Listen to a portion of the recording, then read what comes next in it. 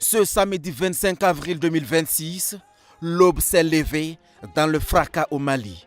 Parmi les cibles visées, Kati, le cœur militaire du pays. Les assaillants s'attaquent à la résidence du général Sadio Kamara, ministre d'État, ministre de la Défense. Un véhicule piégé conduit par un kamikaze crée une énorme déflagration. Dans le chaos et la confusion, Kamara ne fuit pas. Il tient, il résiste et neutralise plusieurs assaillants. Grièvement blessé dans l'assaut, il est secouru, évacué. Mais ses forces finissent par céder. Il tombe là, presque chez lui, à Kati. Kati, là où tout avait commencé, car c'est dans cette ville garnison qu'il est né. C'est là aussi qu'il a grandi, appris et choisi très tôt la voie des armes. Au Prytanée militaire, il forge les bases. Discipline, rigueur, constance. Puis Koulikoro, l'école militaire interarmes. Il en sort major. Déjà, une trajectoire se dessine. Mais Sadio Kamara ne sera jamais un officier de salon. Il choisit le terrain, le feu, plutôt que les honneurs.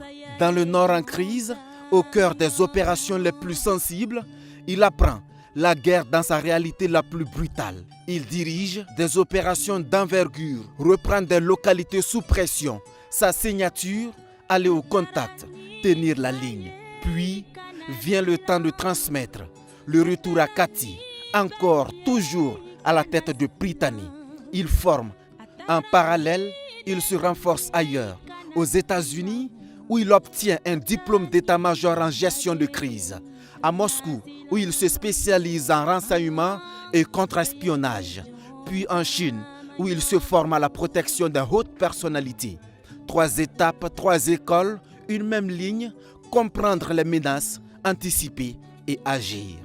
Et puis, il y a cette relation déterminante, celle qui le lie au général Assimi Goïta, une fraternité ancienne, depuis l'adolescence forgée dans les mêmes écoles, dans les mêmes combats.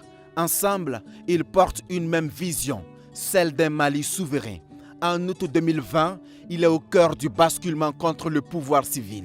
En mai 2021, lorsqu'il est évincé par le président de la transition d'alors, le pouvoir vacille, puis se recompose autour de lui, avec à sa tête son frère d'armes Assimi Goïta.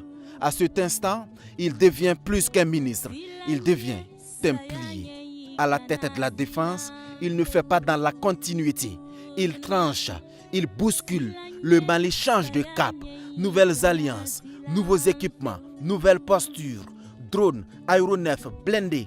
Peu à peu, une armée se relève, se réorganise, reprend confiance. Et au cœur de cette transformation, il est là, pièce maîtresse d'une stratégie sécuritaire assumée. Les critiques pleuvent, les soupçons aussi. Certains le désignent, le caricaturent, le réduisent à des alliances. Mais lui ne répond pas. Il avance malgré ses pressions, malgré les manœuvres, malgré les complots, toujours avec cette ligne simple et inflexible, restaurer la souveraineté du Mali, coûte que coûte.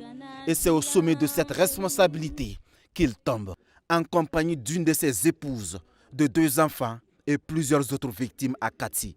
Comme un retour à l'origine, comme une boucle qui se referme avec une brutalité presque irréelle. Sadio Kamara est parti comme il a vécu, debout, un soldat sans fuite. Aujourd'hui, le Mali perd plus qu'un ministre, il perd un homme de devoir, l'armée perd un chef, et dans ce silence qui suit la déflagration, il reste une empreinte, forte, nette, indélébile, celle d'un homme qui n'a jamais quitté sa ligne. Adieu.